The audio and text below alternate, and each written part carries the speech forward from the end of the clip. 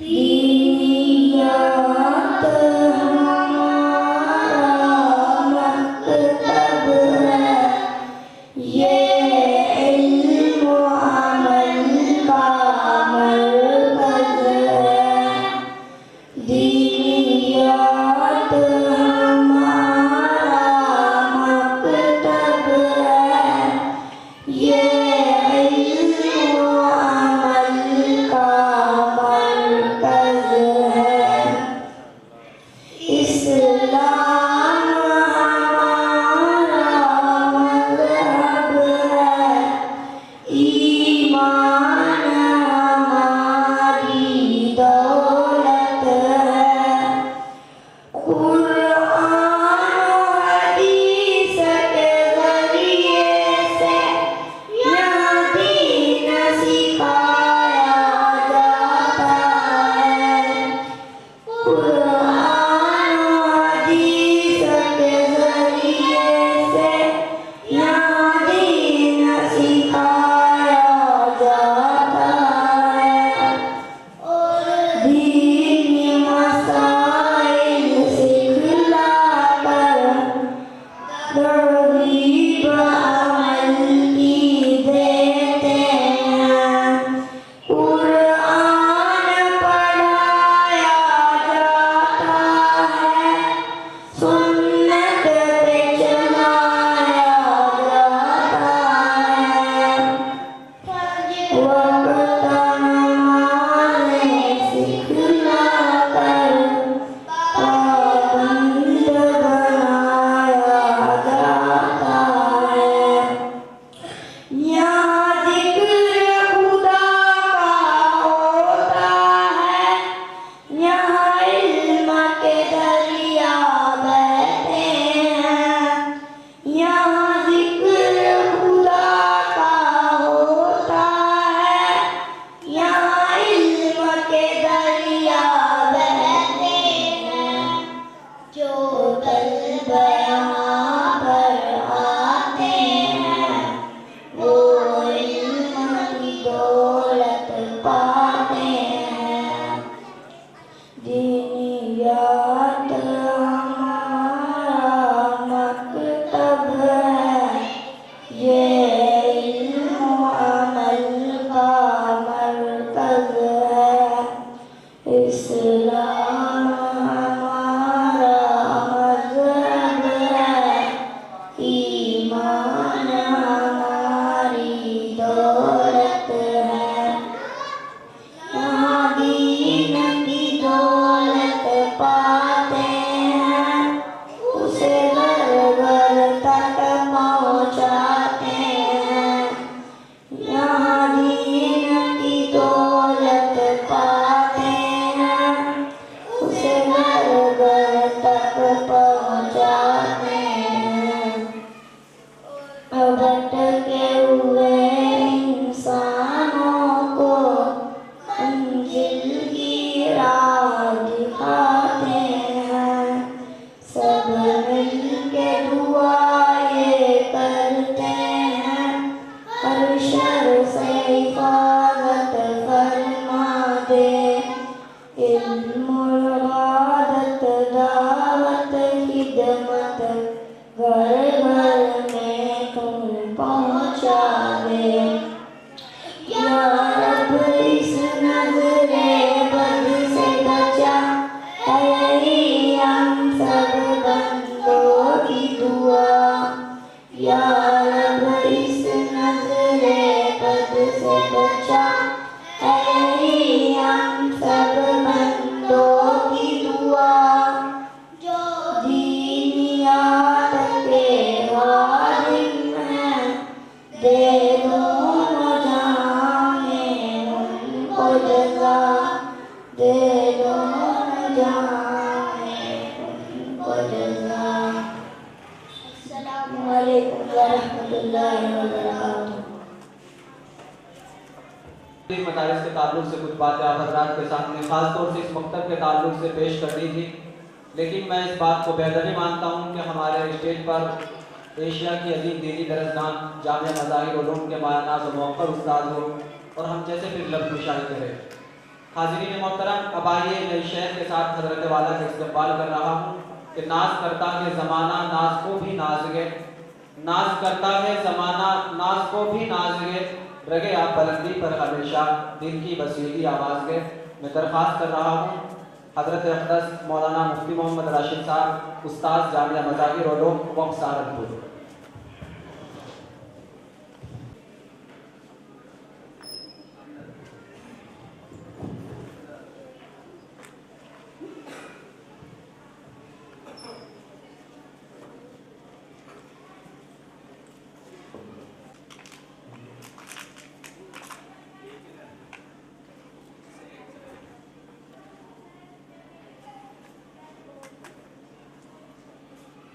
الحمد لله رب العالمين الرحمن الرحيم والصلاة والسلام على سيد الأنبياء والمرسلين محمد بن عبد الله الأمين وعلى آله وأصحابه ومن تبعهم بإحسان ودعا بدعوتهم إلى يوم الدين. أما بعد فأعوذ بالله من الشيطان الرجيم. بسم الله الرحمن الرحيم. اقرأ باسم ربك الذي خلق خلق الإنسان من علق اقرأ وربك الأكرم الذي علم بالقلم علم الإنسان ما لم يعلم. صدق الله العظيم. وقال النبي صلى الله تعالى عليه وآله وسلم خيركم من تعلم القرآن وعلمه أو كما قال عليه الصلاة والسلام.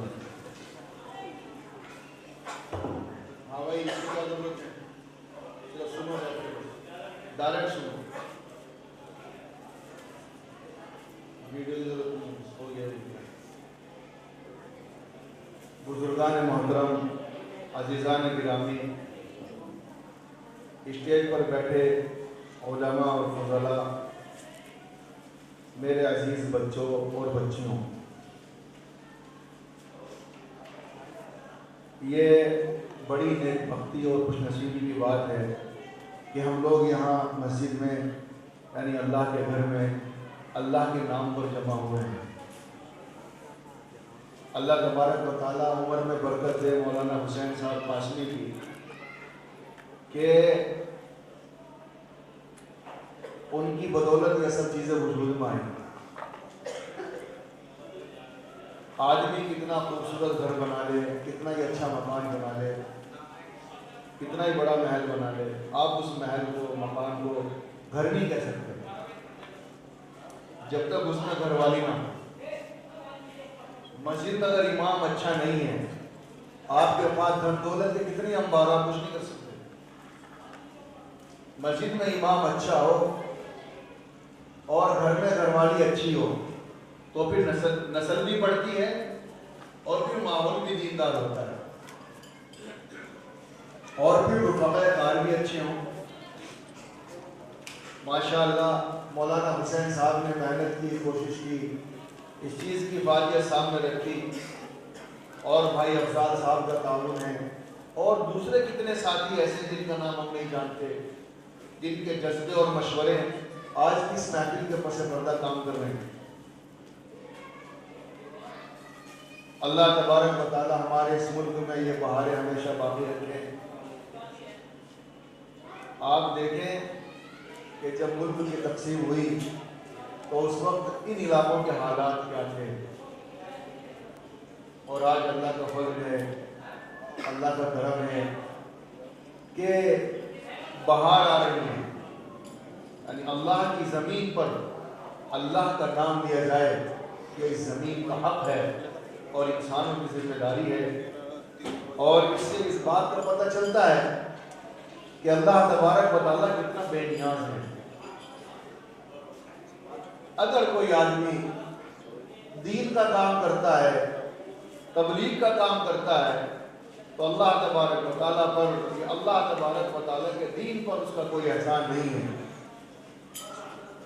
یا میں ہی یہاں بیٹھ کر دو باتیں دین کی بتا رہا ہوں تو یہ مجھ پر اللہ تبارک و تعالیٰ کا احسان ہے کہ اس نے مجھے قبول کیا اپنے دین کی باتیں بتانے اور کہنے کے لیے. تو ہماری دولت، ہمارا وقت، ہماری صلاحیت اگر دین کی خاطر استعمال ہو رہی ہے تو یہ اللہ تبارک و تعالیٰ کا ہم پر احسان ہے۔ دین اللہ کا ہے، زمین اللہ کی ہے، ہمیں دی ہوئی صلاحیتیں وہ اللہ کی ہے، زبان کے اندر قوت گویائی وہ اللہ کی ہے، ساری چیزیں اللہ کی دی ہوئی ہے۔ اللہ تعالیٰ انہیں اپنی مرضی کے مطابق استعمال کرا لے تو ہم پر ہی اللہ تبارک و تعالیٰ کا احسان ہے۔ کتنے لوگ ہیں جن کے پاس دھن دولت کے انبار ہیں، لیکن ان کی دولت ایسی چیزوں میں استعمال ہوتی ہیں جو اللہ کو راضی کرنے والی نہیں ہیں، اور کتنے لوگ وہ ہیں کہ جن کے پاس دولت کے ڈھیر تو نہیں ہیں، جن کے پاس زیادہ صلاحیتیں تو نہیں ہیں، وہ کم ہی علم رکھتے ہیں، کم ہی دولت رکھتے ہیں، لیکن اپنے دل میں جذبہ رکھتے ہیں اور وہ دین کی اشاعت، اس کی حفاظت کے لیے کام کرتے ہیں، تو وہ خوش نصیب ہیں۔ یہاں جو لوگ بیٹھے ہیں، ہماری مائیں بہنیں موجود ہیں، ہمارے بھائی موجود ہیں، بزرگوار موجود ہیں، تو یہ سب یقیناً اللہ تبارک و تعالیٰ کی رحمت کے محور ہیں کہ اللہ تعالیٰ نے انہیں قبول کیا ہے۔ اللہ تعالیٰ اس قبولیت کو باقی رکھے اور اس بہار میں اللہ تعالیٰ اضافہ فرمائے۔ نبی اکرم صلی اللہ تعالیٰ علیہ وسلم پر جو پہلی وحی نازل ہوئی، میں بات کو بڑی مختصر کر رہا ہوں کہ نبی اکرم صلی اللہ تعالیٰ علیہ وسلم پر جو وحی نازل ہوئی، وہ پہلی وحی یہ ہے کہ اقرأ باسم ربک الذی خلق، یعنی جو فرشتہ آیا نبی اکرم صلی اللہ علیہ وسلم کے پاس، اس نے کہا کہ محمد پڑھیے، تو آپ نے فرمایا میں پڑھنا نہیں جانتا ہوں، ما انا بقاری، میں پڑھنا نہیں جانتا ہوں۔ فرشتے نے آپ کو دبایا اور بھیجا تو آپ پڑھیے، ما انا بقاری، پڑھنا نہیں جانتا ہوں۔ تو پھر نبی اکرم صلی اللہ علیہ وسلم سے فرشتے نے پھر گزارش کی، پھر کہا پڑھیے، پھر آپ نے پڑھا۔ جو وحی اللہ تعالیٰ نے نازل فرمائی نبی اکرم صلی اللہ علیہ وسلم پر پہلی وحی اقرأ باسم ربک الذی خلق کی ہے، یعنی آپ پڑھیے اس رب کے نام سے جس نے انسان کو پیدا کیا، اپنے رب کے نام سے پڑھے، اس نے پیدا کیا، خلق الانسان من علق، انسان کو گوشت کے ایک لوتھڑے سے پیدا کیا، جس نے انسان کو سکھایا قلم کے ذریعے۔ اب پڑھیے کیا؟ اس آیت کے اندر یہ تو نہیں کہ پڑھیے کیا، بس اتنا ہے کہ اپنے رب کے نام سے پڑھیے۔ اور رب کے نام سے پڑھنا کیا ہے؟ اس آیت کریمہ کے اندر اس کی توجیہ نہیں ہے، اس کا تذکرہ نہیں ہے۔ ایک دوسری جگہ پر نبی اکرم صلی اللہ علیہ وسلم کی حدیث ہے، تو اللہ کے رسول نے فرمایا خیرکم من تعلم القرآن وعلمہ، کہ تم میں بہترین وہ ہے جو قرآن کریم کو سیکھے اور سکھائے۔ معلوم یہ ہوا کہ نبی اکرم صلی اللہ علیہ وسلم سے جس چیز کے پڑھنے کا مطالبہ کیا جا رہا ہے وہ یہی ہے جو بہترین تعلیم ہے، جو نبی اکرم صلی اللہ تعالیٰ علیہ وسلم کا فرمان ہے کہ خیرکم من تعلم القرآن وعلمہ، تم میں سب سے بہترین شخص وہ ہے جو قرآن کریم کو سیکھے اور سکھائے۔ دیکھیے دنیا میں جتنے بھی علوم پائے جاتے ہیں، جتنے بھی فنون پائے جاتے ہیں، وہ سارے کے سارے علوم، سارے کے سارے فنون، آپ کہہ لیجیے یعنی میڈیکل ہے، یا آپ کی انجینئرنگ ہے، یا پھر دوسرے جزوی مضامین ہیں، یا آپ کا میتھ ہے، یا آپ کی کیمسٹری ہے، یا آپ کی بایولوجی ہے، زولوجی ہے، یا آسمان کی چیزوں کا علم ہے، یا زمین کی چیزوں کا علم ہے، سارے کے سارے جتنے علوم ہیں، یہ سارے کے سارے علوم یہ قرآن کریم میں جو علم پایا جاتا ہے اس علم کے خادم ہے۔ جو بنیادی علم ہے وہ قرآن کریم کا علم ہے۔ چونکہ اللہ تبارک و تعالیٰ نے قرآن کریم کو انسانیت کے لیے نازل کیا تاکہ انسان اللہ تبارک و تعالیٰ کی مرضی کے مطابق زندگی گزار سکے۔ اللہ تبارک و تعالیٰ کی مرضی کیا ہے وہ قرآن کریم کے اندر موجود ہے، کسی اور چیز کے اندر موجود نہیں ہے۔ یہ جو محنت ہے، جو ننھے بچے یہاں بیٹھے ہوئے ہیں، بچے یہاں بیٹھی ہوئی ہیں، وہ جتنے بھی مضامین پڑھیں گی، یہ جتنے مضامین بچے پڑھیں گے، وہ سارے کے سارے مضامین وہ ہیں جو قرآن کریم کو سیکھنے میں اور سمجھنے میں معاون ہے اور مددگار ہے۔ قرآن کریم کے علاوہ کوئی علم نہیں ہے۔ نبی اکرم صلی اللہ تعالیٰ علیہ وسلم فرماتے ہیں इन्नमा बुइस्तु मुअल्लिमन, मैं मुअल्लिम बना कर भेजा गया हूँ। मुअल्लिम का मतलब ये है कि सिखाने वाला, और सिखाने वाले का मतलब ये नहीं है कि आदमी सिर्फ किताब सिखाए, किताब पढ़ाए, बल्कि सिखाने का मतलब ये है नबी अकरम सल्लल्लाहु तआला अलैहि वसल्लम ने जो चीज़ें सिखाई वो ऐसी ऐसी चीज़ें हैं कि हर इंसान उन्हें नहीं सिखा सकता। सिखाने वाले को मुअल्लिम कहते हैं। पानी कैसे पीना है, कैसे बैठना है, कैसे उठना है, कैसे सोना है, जागने के बाद हमें क्या करना है, अल्लाह की इबादत कैसे करनी है, हमें कपड़ा कैसे पहनना है, हमें जूता कैसे पहनना है, मस्जिद में कैसे दाखिल होना है, भाई है तो बहन के साथ कैसा मामला करना है, बहन है तो भाई के साथ कैसे मामला करना है, बाप है तो उसकी जिम्मेदारी क्या है, माँ है तो उसकी जिम्मेदारी क्या है, अगर आदमी कंपनी का ऑनर है, जिम्मेदार है, तो उसे कैसे करना है, कंपनी में कोई मजदूर है तो उसे क्या करना है, सारी की सारी चीजें नबी अकरम सल्लल्लाहु अलैहि वसल्लम ने सिखाई। सिर्फ किताब सिखाने वाला मुअल्लिम नहीं होता, बल्कि जो सारी चीज सिखाने की जिम्मेदारी होती है मुअल्लिम की। नबी अकरम सल्लल्लाहु अलैहि वसल्लम ने सब सिखाया। आप इस्तिंजा करने जा रहे हैं तो पहले कौन सा पैर रखना है, फिर पहले कौन सा पैर निकालना है, वहां जाते वक्त क्या पढ़ना है, वहां से निकलने के बाद क्या पढ़ना है। हम सो रहे हैं, सोने जा रहे हैं, यानी नींद जो है वो मौत की बहन है, तो उस वक्त हमें क्या पढ़ना है। ये सारी चीजें, ये सारी की सारी चीजें नबी अकरम सल्लल्लाहु तआला अलैहि वसल्लम ने सिखाई। अगर इंसान की जिंदगी नबी अकरम सल्लल्लाहु तआला अलैहि वसल्लम के लाए हुए दीन के मुताबिक नहीं गुजर रही है, अगर आदमी का सोना, जागना, चलना फिरना, खाना पीना और पैसे कमाना और खर्च करना, लोगों से मिलना जुलना उस दीन के मुताबिक नहीं है, तो फिर वो सच्चा इंसान नहीं हो सकता, सच्चा मुसलमान नहीं हो सकता। ये जो मदारिस है, मकातिब है, इन मदारिस में, मकातिब में यही मेहनत है ताकि इंसान इंसान बन जाए और अल्लाह की धरती पर इंसान अल्लाह तबारक व तआला की मर्जी के मुताबिक जिंदगी गुजारे। कुरान करीम एक मुकम्मल किताब है। नबी अकरम सल्लल्लाहु तआला अलैहि वसल्लम की जो हदीस पाक है वो मुकम्मल दीन है। हम उन बातों को कहाँ सीखेंगे, हम उन अच्छी चीज़ों को कहाँ अपनाएंगे, कहाँ वो चीज़ें हमें मिलेंगी। आप देखें, अगर आपको कोई घड़ी खरीदनी है तो आप घड़ी की दुकान पर जाएंगे, अगर मोबाइल खरीदना है तो मोबाइल की दुकान पर जाएंगे, कपड़ा खरीदना कपड़े की मार्केट में जाएंगे। इसी तरीके से आपको अगर दीन सीखना है तो आप दीन के मरकज में आएंगे, आप दीनी मदरसे में आएंगे, आप दीनी इदारे में आएंगे। और जैसे एक साथी अभी खड़े हुए थे, वो कह रहे थे कि दीन सीखने के लिए कोई उम्र मुतय्यन नहीं है।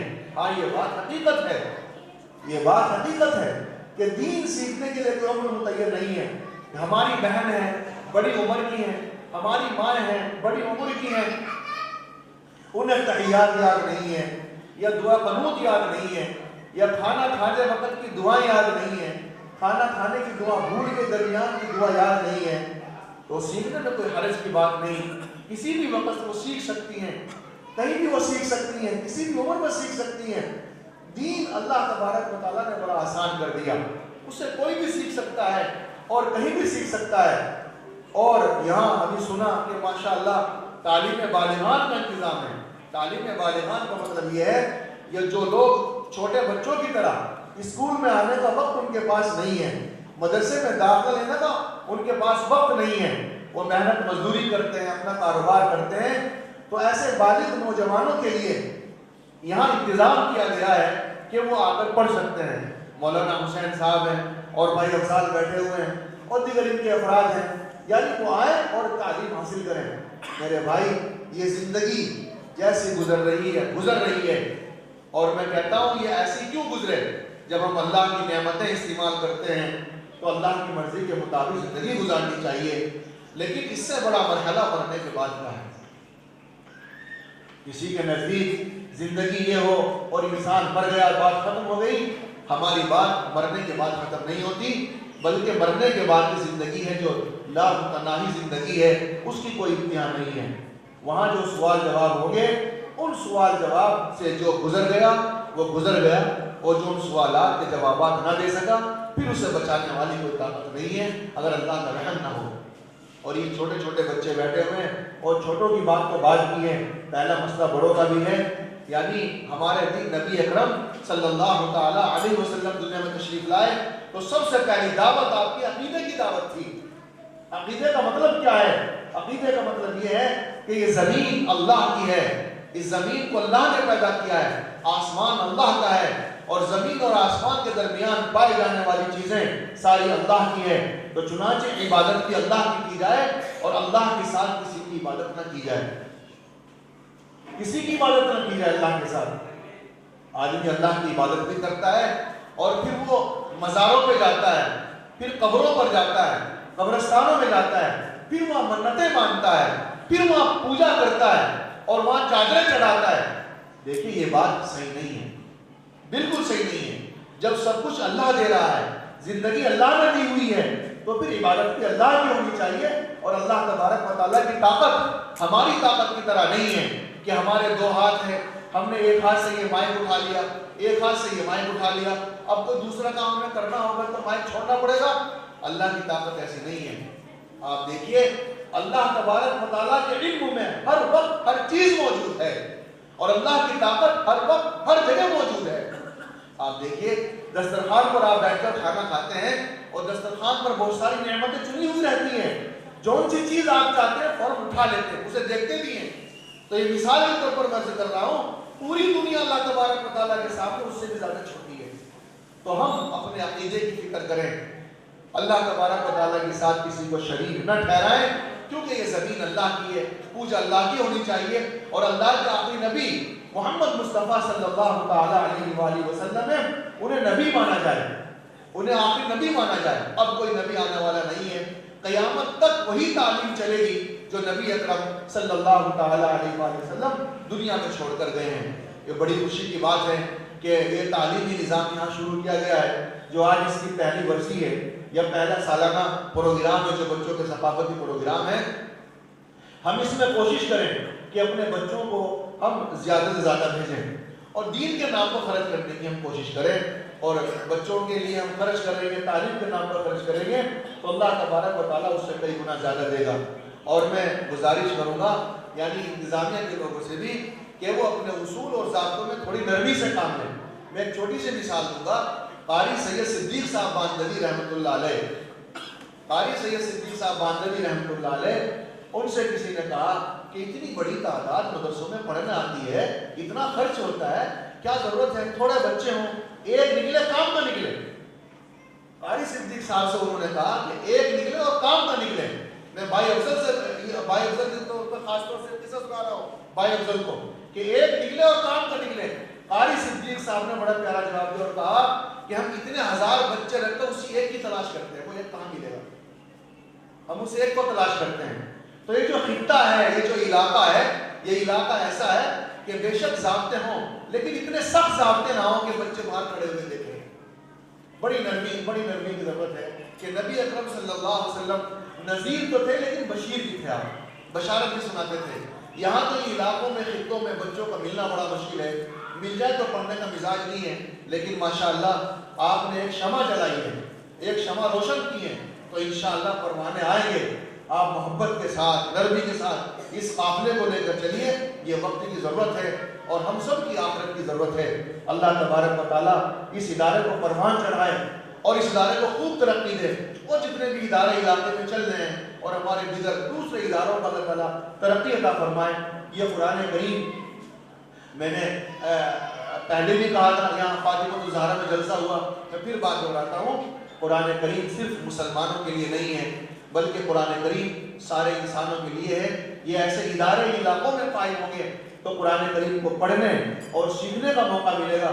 ہمارے وہ بھائی جو قرآن کریم کو پڑھنا نہیں جانتے، جو قرآن کریم کو پڑھنا چاہتے بھی نہیں، وہ بھی آئیں اور قرآن کریم کی تعلیمات کو سیکھیں اور سنیں بیٹھ کر. قرآن کریم کی تفسیر کے حلقے لگیں. یہ قرآن کریم کی تفسیر سب کے لیے ہے، کسی ایک کے لیے نہیں ہے، صرف مسلمانوں کے لیے نہیں ہے. اللہ تبارک و تعالیٰ مرتے دم تک ہمیں دین کی خدمت میں مصروف رکھے اور ہماری نسلوں کی دین کی، ایمان کی حفاظت فرمائے. دیکھیے اصل چیز دینی مزاج ہے، دینی مزاج ہے. آخری بات کہہ کر میں بات ختم کر رہا ہوں. دینی مزاج ہونا چاہیے. میری مائیں بہنیں یہاں بیٹھی ہوئی ہیں. دینی مزاج کا مطلب یہ ہے کہ صرف بچے کا مسلمان نام رکھ دینا یہ کافی نہیں ہے. بچے کا نام محمد عابد رکھ لیا, محمد خالد رکھ دیا, بیٹی کا نام زینب رکھ لیا, اور پتہ لگا وہ رات پر موبائل دیکھ رہی ہے, صبح کو نماز نہیں پڑھتی ہے. یہ بچہ ہے جناب موبائل دیکھ رہا ہے, نماز نہیں پڑھتا ہے. یا بچہ کبھی دینی بات بھی نہیں کرتا. ہمارے بچوں کا مزاج دینی بن جائے. کھانا اگر کھا رہے ہیں تو حضور کی سنت کا خیال رکھیں. اگر ہم بازاروں میں چل رہے ہیں حضور کی سنت کا خیال رکھیں. یعنی ہمارے جو لائف اسٹائل ہے, کپڑا کیسے پہننا ہے, ہمیں بال کیسے رکھنے ہیں, ہمیں لقمہ کیسے اٹھانا ہے, نبی اکرم صلی اللہ علیہ وسلم کی سنتوں کے مطابق زندگی گزارنے والا ہمارا مزاج بن جائے. اور سنتیں کہاں ملیں گی؟ وہ ان کتابوں کے اندر ہیں. اور یہ کتابیں کہاں پڑھی جاتی ہیں؟ انہی مکتبوں کے اندر, مدرسوں کے اندر پڑھی جاتی ہے. ایک چھوٹا سا قصہ ہے, میں سناتا چلوں, یاد آ گیا اتفاق سے, کہ صحابہ کرام کی دعوت کی تھی کسی اجنبی بادشاہ نے. تو غور سے سنیے, صحابہ کرام وہاں بیٹھے ہوئے تھے اور دسترخوان پر بیٹھ کر وہ کھانا کھا رہے تھے. تو ایک صحابی کا ہاتھ سے لقمہ گر گیا. ایک صحابی کے ہاتھ سے لقمہ گر گیا تو ان صحابی نے لقمہ اٹھایا اور لقمے پر جو تنکا لگا تھا وہ ہٹایا اور کھانے لگے. تو بغل والے صحابی کہنے لگے گونی ماری کہ کیا کر رہے ہو؟ تو انہیں عجیب لگا. تو لقمہ اٹھا کر کھانے والے صحابی نے کہا کیوں, کیا ہوا؟ اترک سنت حبیبی لہؤلاء الحنفاء, کیا میں اپنے حبیب کی سنت ان لوگوں کے لیے چھوڑ دوں؟ حبیب کی سنت چھوڑ دوں؟ تو میں اپنی مائیں بہنوں سے کہتا ہوں, اپنے بھائیوں سے بھی کہتا ہوں کہ جب گھر سے باہر نکلے تو دھیان دے کہ باہر نکلنے کی سنت کیا ہے. پانی پیے تو دھیان دے کہ پانی پینے کی سنت کیا ہے. ہم بال کٹا رہے ہیں تو دھیان دے بال کٹانے کی سنت کیا ہے. نماز پڑھ رہے ہیں تو نماز پڑھنے کی سنت کیا ہے. مہمان کے ساتھ معاملہ کرے اس کی سنت کیا ہے. اللہ تعالیٰ نے ہمیں مال دیا ہے, دھن دولت دی ہے, تو اس کے خرچ کرنے کا طریقہ کیا ہے, اس کی سنت کیا ہے. ہماری مائیں بہنیں ہیں, اگر یہ عزم کر لیں, ارادہ کر لیں, تو یقیناً گھروں کے اندر نسل بے دین پیدا نہیں ہو سکتی, گھروں کے اندر نسل بددین نہیں ہو سکتی.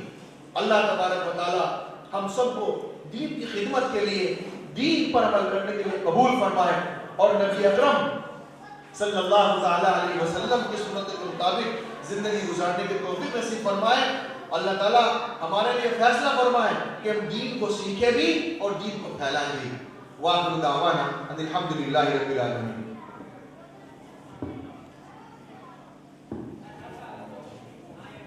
کا انعام حاصل کر لے. تقریباً 1000 کا کتابوں کی شکل جائے نماز گئے, ذکر گئے, اور 1000 روپے انشاءاللہ کیش میں دیے جائیں گے. یہ بچی آئے اور حاصل کر کھڑا ہو.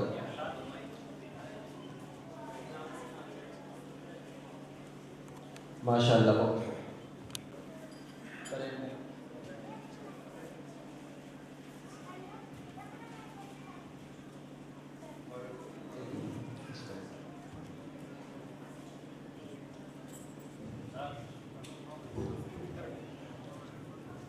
ماشاء اللہ, بہت خوب. تیسرا نام ہے, ان سے درخواست ہے کہ وہ سامنے کھڑے ہو جائے گا.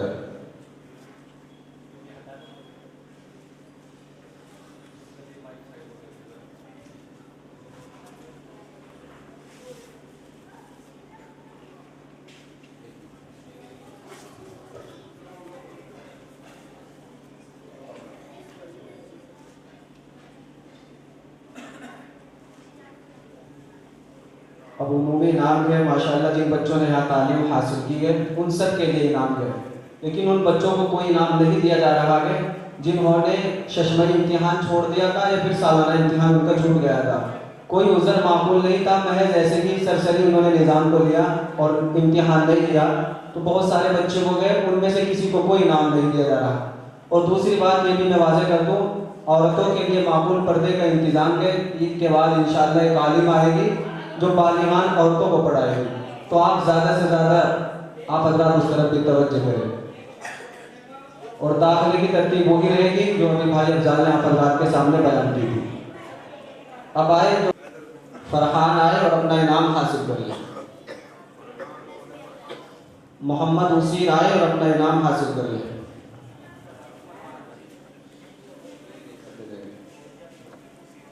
حذیفہ آئے اور اپنا انعام حاصل کر لے.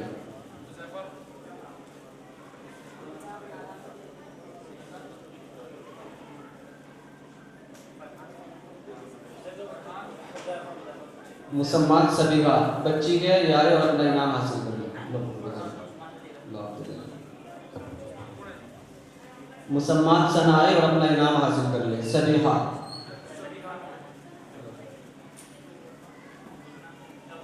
صبیہ آسیہ مہربان کی آئے اور اپنا انعام حاصل کر لے. سدرہ نعیم کی آئے اور اپنا انعام حاصل کرے. مولانا کیا سے دعا. سدرہ غفران کی آئے اور اپنا انعام حاصل کرے.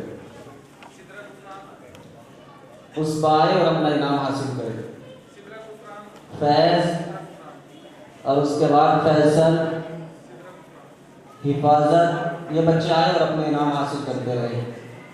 سب کو دے.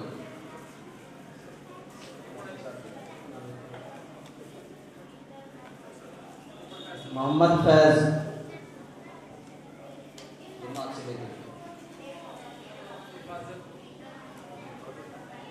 محمد علی ابن محمد عمران یہ بچہ آئے اور اپنا انعام حاصل کر لے.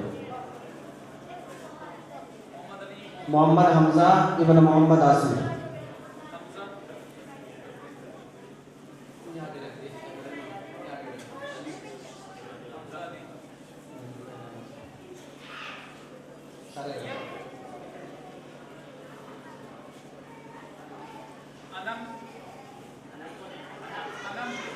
علیجہ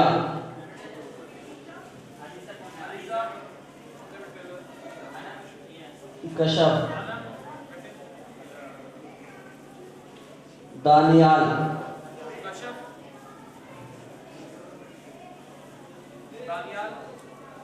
محمد سہیل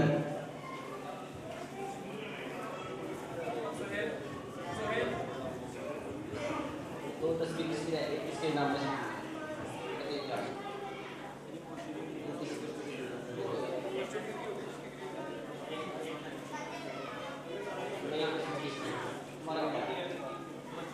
حنظلہ تمہارا اندر رکھو اندر سے لینا.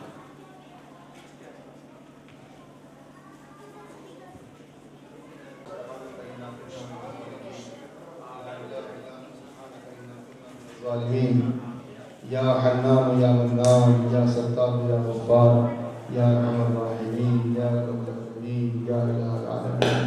ہم آپ کے بندے ہیں, ہم آپ کی مخلوق ہے, آپ ہمارے خالق ہیں, آپ ہمارے معبود ہیں. آپ ہی نے ہمیں پیدا کیا ہے اور آپ ہی کی زمین پر ہم آپ کا رزق کھاتے ہیں. اے اللہ ہم نے آپ کو اپنا معبود مانا ہے.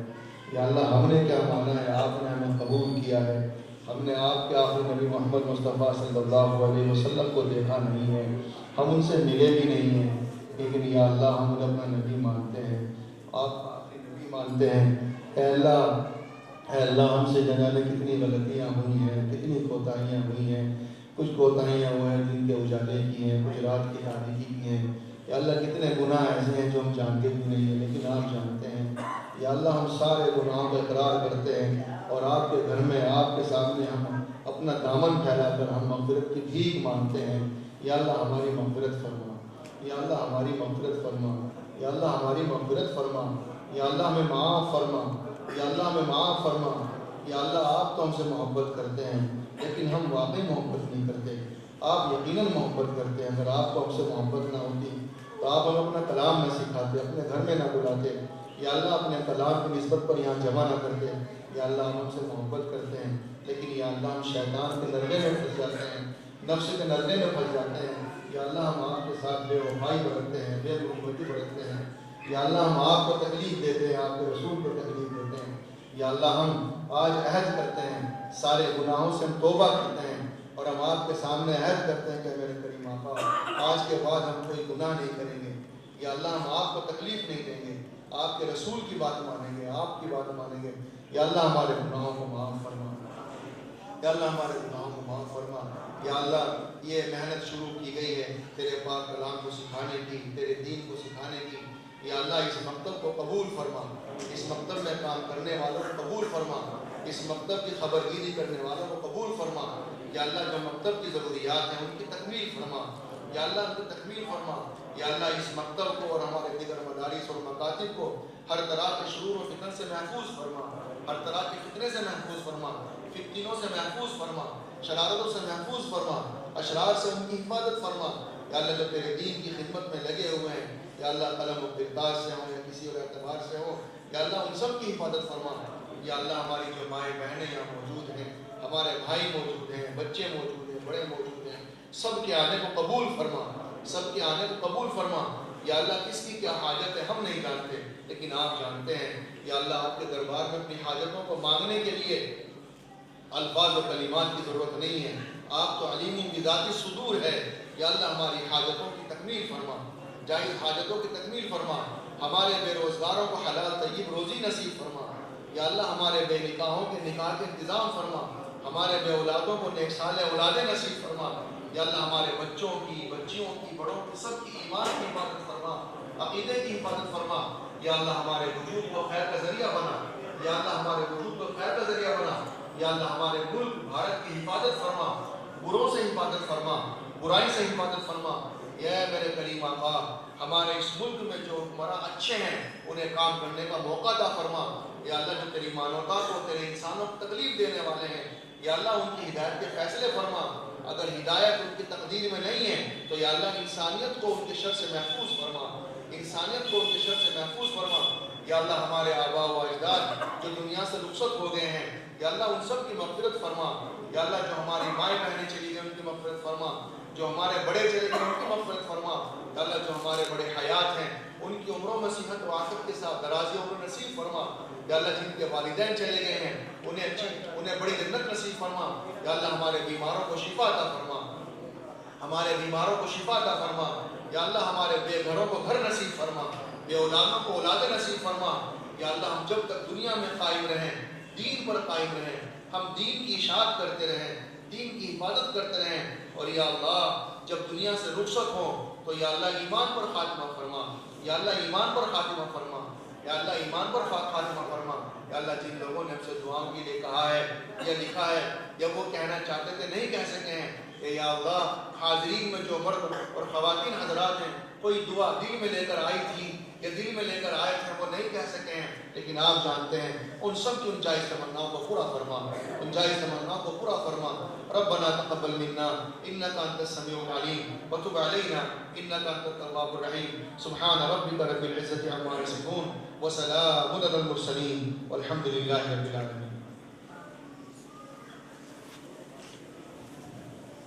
کھانے کا انتظام ہے، سبھی حضرات کھانے سے فارغ ہو کر کے جائے، ابھی انشاءاللہ بعد مسجد میں دسترخوان لگا دیا جائے گا، جو جن کی جو ذمہ داری لگائی گئی تھی وہ اپنی ذمہ داری کو سنبھالے، اور سامنے